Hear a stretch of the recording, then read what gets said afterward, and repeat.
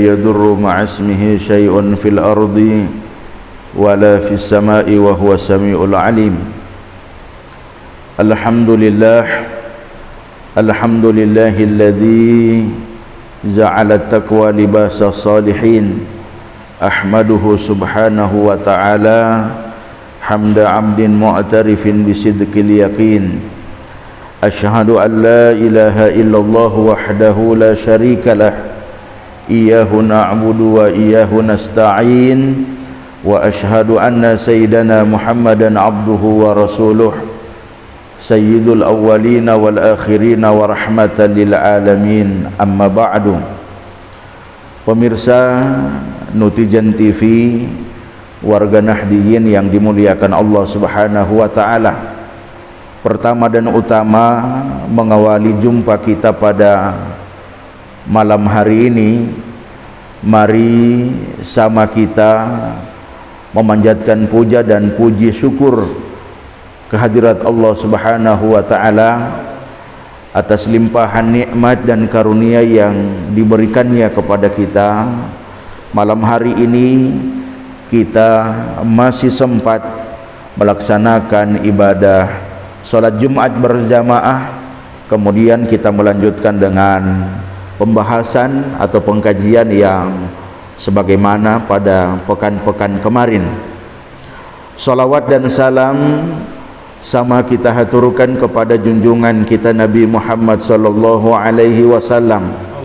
Semoga limpahan berkah dan syafaat beliau yang mengalir di pundak-pundak para sahabat dan keluarga beliau, semoga sampai kepada kita umat di akhir zaman. Amin ya rabbal alamin. Hadirin pemirsa Nutijan TV di mana saja berada, warga Nahdiyin yang dimuliakan Allah Subhanahu wa taala. Pada malam hari ini kita akan berbicara atau membahas hadis-hadis atau penjelasan-penjelasan dalam kitab Tanqihul Qauli yang berbicara tentang fadilah bersalawat kepada Nabi Muhammad sallallahu alaihi wasallam atau keutamaan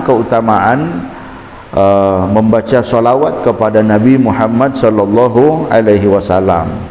Kiranya ini topik yang sangat pas karena kita masih dalam suasana memperingati Maulid Nabi sallallahu alaihi wasallam. Di dalam Al-Qur'an sebagaimana mafhum yang kita ketahui, Allah Subhanahu wa taala berfirman, "Innallaha wa malaikatahu yusholluna 'alan nabi ya ayyuhalladzina amanu shallu 'alaihi wa sallimu taslima." Ayat ini menjelaskan kepada kita bahwa Allah Subhanahu wa taala memerintahkan kepada kita untuk bersolawat kepada baginda Nabi sallallahu alaihi wasallam. Bila rendalo ia itu beti musalawati. Tentunya salawat ini adalah salawat yang mengekspresikan penghormatan kita kepada Nabi sallallahu alaihi wasallam, yang mengekspresikan kecintaan kita kepada Nabi Muhammad sallallahu alaihi wasallam. Jadi bukan cuma sekedar bacaan, tetapi bacaan yang mengekspresikan penghormatan kepada Nabi sallallahu alaihi wasallam, mengekspresikan kecintaan kita kepada Nabi Muhammad sallallahu alaihi wasallam. Yang kedua, di dalam hadis Rasulullah Muhammad sallallahu alaihi wasallam, beliau menjelaskan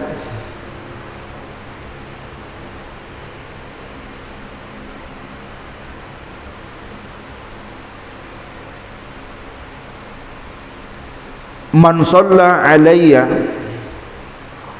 barang siapa yang bersolawat kepadaku sekali, membacakan solawat kepadaku sekali, maka Allah Subhanahu wa ta'ala akan bersolawat kepadanya 10 kali. Man shalla alayya wahidatan sallallahu alaihi asrah. Ini hadis yang banyak disampaikan oleh para da'i atau dalam khutbah-khutbah Jumat, dan ini disahihkan. Ketika Allah membalas salawat itu dengan 10 kali, ini sudah luar biasa. Jangankan dibalas oleh Allah dengan 10 kali, dibalas dengan 1 saja sudah luar biasa, karena yang membalas Allah Subhanahu wa ta'ala. Man shalla alayya alfa marratin, man shalla alayya alfa marratin, barang siapa yang bersalawat kepadaku 1000 kali, lam yamut, dia tidak akan mati sehingga dia digembirakan oleh Allah dengan surga, hatta yubassiru lahu bil jannah. Lam yamut, dia tidak akan mati hatta yubassiru lahu bil jannah, bil jannati, digembirakan oleh Allah dengan surga. Sehingga anu kita mau baca tebar janji, kalau kita baca mukaddimah berjanji, al jannatu wa na'imuha sa'du liman yusalli wa yusallim wa yubarik alaih. Al jannatu wa na'imuha, sesungguhnya surga dan semua nikmat yang ada di dalam surga. Sesungguhnya surga dan semua kenikmatan-kenikmatan yang ada di dalamnya diperuntukkan atau diberikan kepada orang-orang yang bersalawat kepada Nabi Muhammad sallallahu alaihi wasallam.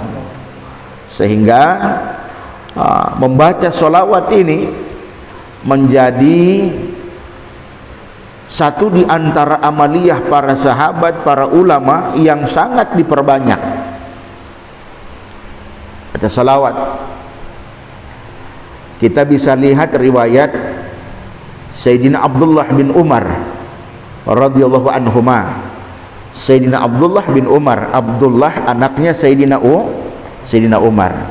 Abdullah bin Umar itu ketika Rasulullah wafat, beliau sangat merindukan Nabi Muhammad. Untuk mengekspresikan kerinduan itu, untuk mencurahkan kerinduan itu, beliau mencari tempat-tempat di mana Nabi pernah jalan. Beliau telusuri itu. Bahkan beliau pernah mencari pohon tempat Nabi istirahat. Sekalipun pohon itu sudah ditebang, bolo sisa liyo, kira-kira bolo akar-akarnya, beliau duduk di situ sambil mengenang Nabi Muhammad sallallahu alaihi. Itu kerinduan para sahabat. Sampai begitu cara mereka mengekspresikan rasa rindu kepada Nabi Muhammad sallallahu alaihi wasallam. Sehingga di masa Nabi, di zaman Rasulullah sallallahu alaihi wasallam, ada seorang budak sahaya yang bekerja di kebun kurma, yang dia masuk Islam lewat para sahabat. Tapi karena dia seorang budak, tidak bisa meninggalkan pekerjaan kecuali dengan izin majikannya, maka dia tidak pernah ketemu dengan Nabi. Tidak pernah. Sampai satu ketika dia sementara bekerja di ladang di kebun kurma, ada musafir yang lewat. Lalu di antara para musafir itu sambil bercerita membawa kabar bahwa Nabi Muhammad sallallahu alaihi wasallam wafat, meninggal. Dia dekati para musafir itu, lalu dia tanya, apakah berita yang kalian bawa itu benar? Para musafir bilang benar, kami ini dari kota Madinah. kami mendengarkan langsung dari masyarakat Madinah bahwa Nabi Muhammad wafat. Mendengar Nabi Muhammad wafat, si budak sahaya ini mengambil ranting kurma dan menusukkan ke matanya sambil berkata, "Ya Allah, aku tidak ingin melihat kecuali wajah Nabi Muhammad sallallahu alaihi wasallam." Itu kecintaan mereka, kerinduan mereka kepada Nabi Muhammad sallallahu alaihi wasallam. Sama dengan ada seorang ulama sufi, Rabi'atul Adawiyah. Rabi'atul Adawiyah setelah tawaf kemudian ke Madinah, salat di Nabawi, setelah salat beliau ziarah ke makam Rasul. Kata Rabi'atul Adawiyah, "Mohon maaf ya Rasul, saya sibuk berzikir lupa mendatangimu, lupa menziarahimu." Ini akhlak yang ditunjukkan seorang ulama, Rabi'atul Adawiyah. Lupa bersolawat pun memohon ampun kepada Nabi, minta maaf. Kita sekarang lupa bersolawat, tidak merasa berdosa. Kita lupa memberi salam kepada Nabi Muhammad sallallahu alaihi wasallam, kita seolah-olah tidak punya beban. Kalau ulama-ulama yang cinta kepada Nabi sallallahu alaihi wasallam lupa, itu tanda dosa. Sehingga man ahabba syai'an fa aktsara min dzikrih, barang siapa yang mencintai sesuatu, dia akan banyak menyebutnya. Kalau dia cinta kepada Allah, maka dia akan sibuk menyebut nama Allah. Ketika dia cinta kepada Nabi Muhammad, maka dia akan sibuk menyebut nama Muhammad atau bersolawat kepada Nabi Muhammad, bersolawat kepada Nabi Muhammad sallallahu alaihi wasallam. Rasulullah sallallahu alaihi wasallam bersabda, "Man shalla alayya salatan wahidatan sallallahu alaihi biha asran." Siapa yang bersolawat kepadaku satu kali, maka Allah bersolawat kepadanya 100 kali.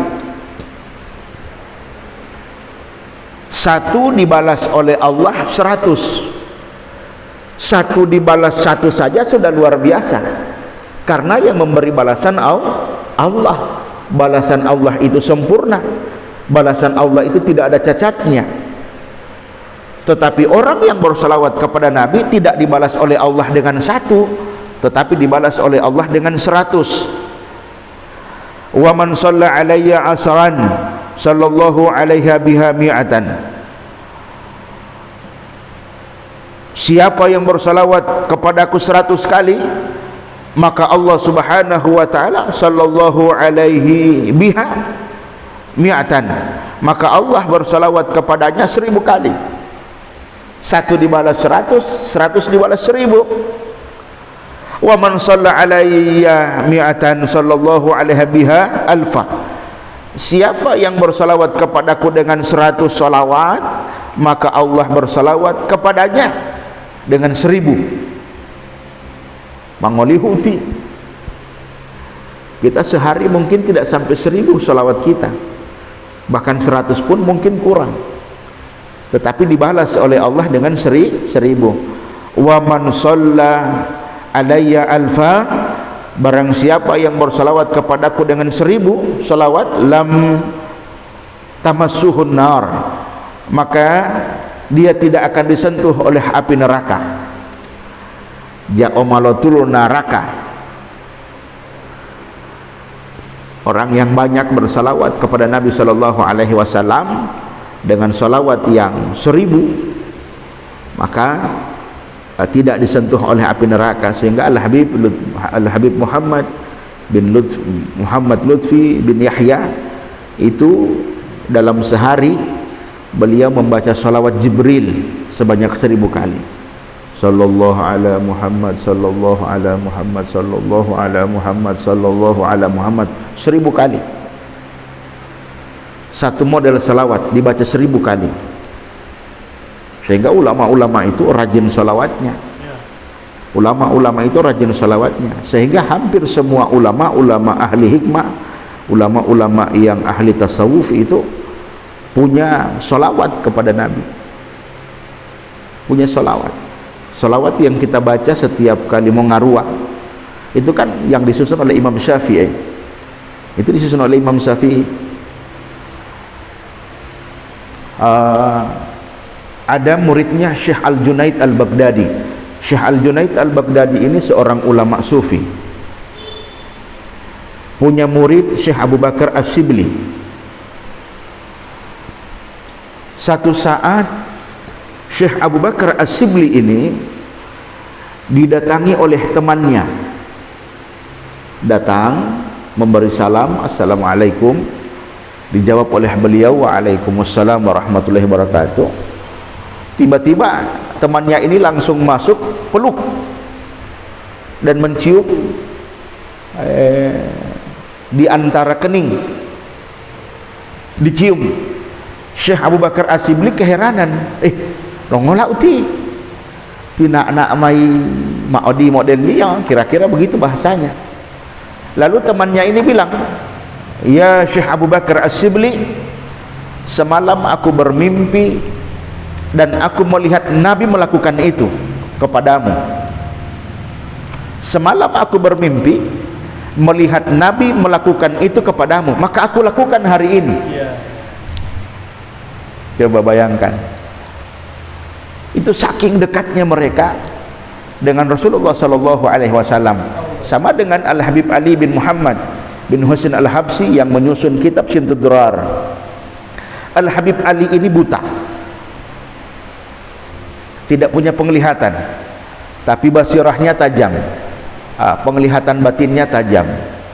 Jadi ketika beliau menyusun kitab Syimtud Durar, itu yang menulis bukan beliau, anaknya. Beliau baca, anaknya yang tulis. Sampai pada salawat, pada bait-bait terakhir ada assalamu alayka ayyuhan nabi wa rahmatullahi wa barakatuh. Itu kan dibaca 3 kali. Assalamu alayka ayyuhan nabi wa rahmatullahi wa barakatuh. Assalamu alayka ayyuhan nabi wa rahmatullahi wa barakatuh. Bacaan yang ketiga beliau pingsan. Pingsan. Berjam-jam pingsan. Ketika beliau siuman dari pingsannya, anaknya tanya, wahai ayah, kenapa pingsan?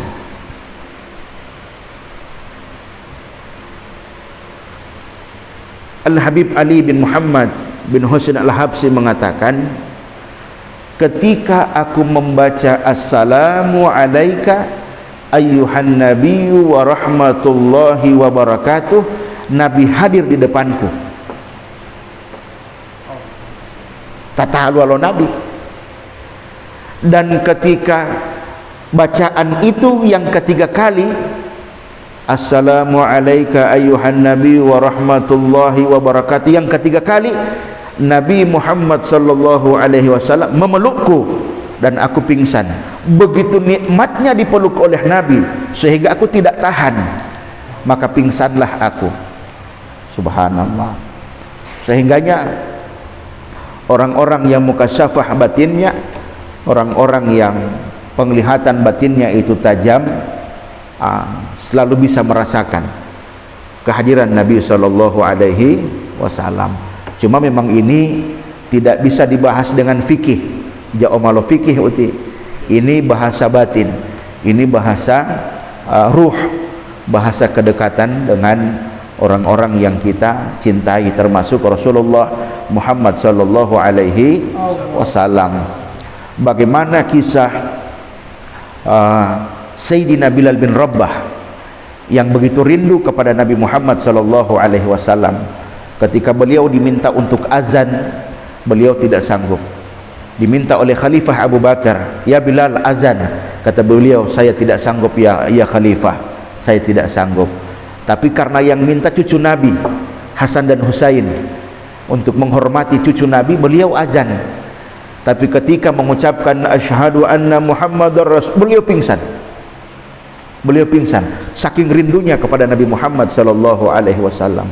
Sehingganya hal-hal yang seperti ini bahasa-bahasa qalbi, bahasa qalbiyah yang tidak bisa diukur dengan bahasa fikih. Ini bahasa qalbiyah. Ada hal-hal sesuatu yang tidak bisa dibahasakan dengan bahasa fikih, hanya akan bisa dirasakan, dimaknai oleh orang-orang yang punya basirah kepada Allah, punya pandangan batin kepada Allah, punya pandangan batin kepada Nabi Muhammad sallallahu alaihi wasallam. Sehingga saya sering sampaikan, Nabi Muhammad itu tidak mati. Beberapa hari yang lalu ketika saya ceramah hikmah Maulid Nabi, ada yang tanya, "Ustadz, kenapa yang dirayakan maulidnya, kelahirannya, bukan kematiannya?" Saya bilang Nabi Muhammad tidak mati.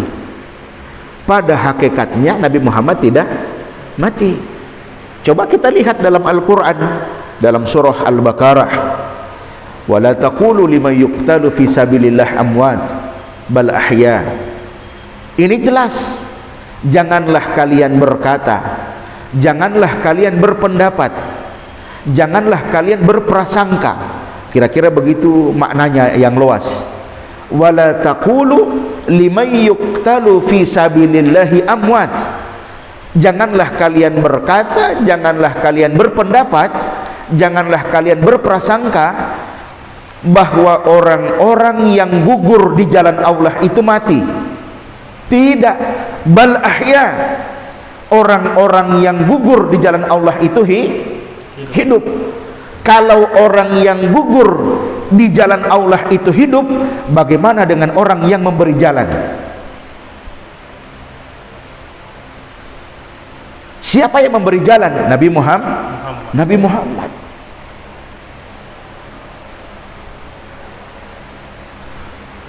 Kalau orang yang di jalan Allah saja dikatakan oleh Allah hidup, bagaimana dengan orang yang membuka yang membuka jalan? Talo mayangat ala-ala.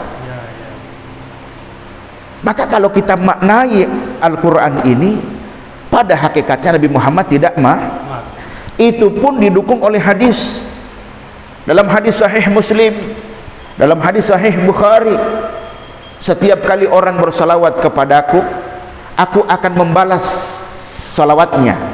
Atau setiap kali orang memberi salam kepadaku, aku menjawab salamnya. Para sahabat tanya, "Ya Rasul, bagaimana engkau bisa menjawab salam sedangkan engkau sudah dalam kubur?" Kata Nabi, "Allah kembalikan ruhku."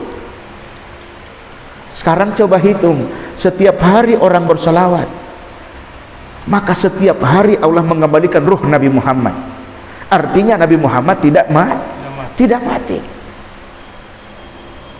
Makanya ini kalau kita bahas ini luar biasa. Makanya timi idu itu salamu tetapi ya, setiap kali kita memberi solawat kepada Nabi, mengucapkan salam kepada Nabi, yang kita baca itu assalamu alaika ayyuhan nabi wa rahmatullahi wa barakatuh, bukan assalamu alaihi. Kenapa? Karena kalau assalamu alaihi itu melamingo, orang yang kita salami jauh. Kalau kita beri salam assalamu alaikum terlalu umum, itu umum. Tetapi kita memberi salam assalamu alaika khusus untuk Muhammad, salam spesial untuk Muhammad. Dalam kaidah bahasa Arab namanya mukhatab, yang memberi salam dan yang menerima salam berhadapan, sehingga pada hakikatnya Nabi Muhammad tidak mati. Makanya dalam Al-Quran ayat itu terus kita baca, innallaha wa malaikatahu yusalluna ala nabi ya ayyuhalladzina amanu sallu alaihi wa sallimu taslima. Terus kita baca. Kenapa? Karena salam-salam itu dibalas oleh Nabi, karena pada hakikatnya Nabi Muhammad hidup. Hadirin jamaah pemirsa Nutijan TV di mana saja berada, warga Nahdiyin yang dimuliakan Allah. Wa qala Nabi sallallahu alaihi wasallam, Nabi Muhammad sallallahu alaihi wasallam bersabda, man nasas salata, siapa yang lupa berselawat kepadaku, lupa, bukan tidak, nasa, lupa berselawat, faqad akhta'a tariqal jannah, yang lupa berselawat kepadaku maka dia telah salah menuju surga. lupa, salah menuju surga. Maka sholawat itu kuncinya, sholawat itu jalannya, sholawat itu pembukanya. Bahkan dalam sholat kita membaca sholawat. Anna awwalan nasi bi yaumal qiyamati aktsaruhum alayya salatan. Dalam hadis yang lain kata Nabi, anna awwalan nasi bi, sesungguhnya manusia yang dekat denganku yaumal qiyamati, di hari kiamat nanti, manusia yang dekat denganku di hari kiamat siapa? Aktsaruhum alayya salatan, orang yang banyak, orang di antara kalian yang banyak bersolawat kepadaku, yang banyak bersolawat, banyak bersolawat. Maka solawat ini tidak usahlah yang berat-berat, ambillah yang ringan-ringan yang bisa kita amalkan. Sambil duduk, sambil berbaring, kita bisa kerjakan. Allahumma salli ala Muhammad, Allahumma salli ala Sayyidina Muhammad, itu lebih afdal. Kenapa? Karena kalau kita lihat dalam Al-Quran,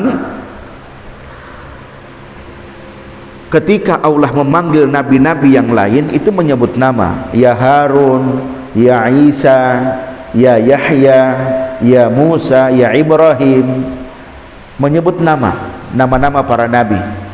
Tetapi ketika Nabi Muhammad yang dipanggil oleh Allah, Allah tidak menyebut nama, ya ayyuhar rasul, ya ayyuhan nabi. Kenapa? Bentuk penghormatan kepada Nabi Muhammad. Kalau Allah pun memberikan penghormatan kepada Nabi, bagaimana dengan kita? Maka bentuk penghormatan itu salah satunya membaca sholawat dengan menggunakan Sayyidina. Allahumma salli ala Sayyidina, itu penghormatan. Karena yang mengatakan Sayyid itu Nabi Muhammad. Ana sayyidu waladi Adam, aku sayyidnya anak cucu Adam. Apa itu sayyid? Raja.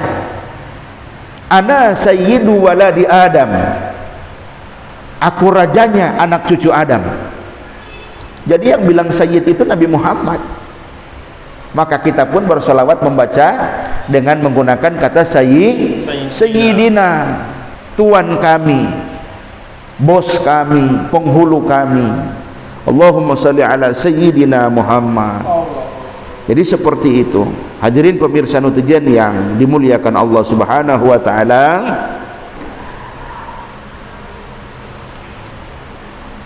yang terakhir, Rasulullah sallallahu alaihi wasallam, salatakum alayya, salawat kalian kepadaku adalah pelebur dosa.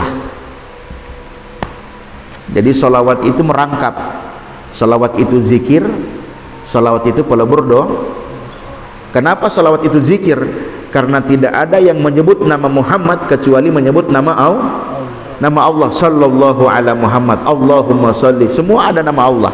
Sehingga salawat itu pun zikir, dan salawat itu pelebur dosa. Sehingga mudah-mudahan dengan kita memperbanyak salawat, tentunya salawat yang berdasar penghormatan, pengagungan kita kepada Nabi Muhammad sallallahu alaihi wasallam, salawat yang merupakan tanda kerinduan, tanda kecintaan kita kepada Nabi Muhammad sallallahu alaihi wasallam. Mudah-mudahan semua kita mendapatkan syafaat Nabi sallallahu alaihi wasallam. Fa innal bakhila, sesungguhnya orang yang kikir, orang yang bunggili, kata Nabi, dzukirtu indahu falam yusalli alayya, mereka yang disebut namaku di sampingnya, talo dungohe tangguluu, tapi mereka tidak bersalawat kepadaku. Kata Nabi, itu orang yang kikir. Sehingga mari di bulan Maulid ini, dalam mengisi perayaan-perayaan hikmah Maulid Nabi, mari kita memperbanyak salawat kepada Nabi sallallahu alaihi wasallam. Mudah-mudahan kita menjadi hamba yang mendapatkan syafaatnya di hari kiamat kelak. Terima kasih. Ya. Dari ibu saya, Ustaz. Ya. Apakah ada perbedaan bersalawat sudah berwudu dan belum berwudu? Perbedaannya pahala apakah ada di situ? Oh iya. Kalau bersolawat dengan wudu dengan tidak berwudu itu, yang pertama bedanya hanya pada adab. Karena solawat itu ibadah yang dikerjakan dalam keadaan ikhlas maupun tidak ikhlas dapat pahala. Kita baca solawat riya, pamer, pahala. Beda dengan sholat, kalau pamer tidak ada pahala. Beda dengan haji, kalau pamer tidak ada pahala. Jadi yang pertama bedanya hanya pada adab-adab kita, penghormatan kita kepada Nabi. Yang kedua, orang membaca sholawat dalam keadaan berwudu, pahalanya plus, pahala bersolawat, pahala berwudu. Sehingga bersolawat itu tidak seperti sholat terikat dengan wudu. Terikat dengan wudu. Kalau sholat kan terikat dengan wudu, kalau sholawat tidak. Maka bersolawat gitu. Cuci piring sholawatan, nyapu sholawatan. Kan orang-orang tua dulu begitu. Orang tua dulu begitu, sebersih-bersih halaman, cuci kain, sholawat. Itu menjadi senandung. Kalau macam lagu itu, sesuatu yang menggembirakan itu dibahasakan dengan lagu.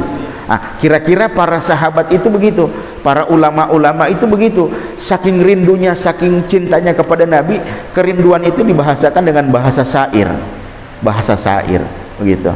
Jadi banyak syair-syair, nanti mudah-mudahan di kesempatan berikut kita akan bacakan syair-syair yang ditulis oleh para sahabat, bukan hanya para ulama. Berjanji, Bibah, ada syair-syair yang dibaca oleh para sahabat, yang dibaca oleh sahabat di depan Nabi, dan Nabi tidak melarang, dan itu yang ditiru oleh para ulama. Tidak bid'ah. Kalau kita menggunakan hadis yang sering digunakan oleh orang-orang yang anti solawat, janganlah kalian memujiku sebagaimana umat Nabi Isa memuji Isa. Konteksnya beda, konsepnya beda. Kalau umat Nabi Isa memuji Nabi Isa sebagai Tuhan, sebagai anak Tuhan, sedangkan umat Muhammad memuji Muhammad sebagai Nabi, tidak lebih dan tidak kurang. Beliau Nabi yang dimuliakan, itu yang dipuji. Jadi hadis tadi tidak bisa digunakan untuk melarang orang bersolawat, tidak bisa digunakan melarang orang bersolawat, karena konteksnya beda. Yang ini memuji Nabi Isa sebagai Tuhan, sebagai anak Tuhan, sedangkan kita tidak. Nabi Muhammad itu hamba Allah, tapi hamba Allah yang mulia. Nabi Muhammad makhluk Allah, tapi makhluk Allah yang mulia. Asyraful makhlukin wa afdalul habaib, semulia-mulia makhluk Allah, seutama-utama kekasih Allah. Itu dalam Simtud Durar, asyraful makhlukina wa afdalul habaib. Jadi begitu. Oke, kita akhiri dengan doa yang sama, mudah-mudahan semuanya panjang umur dalam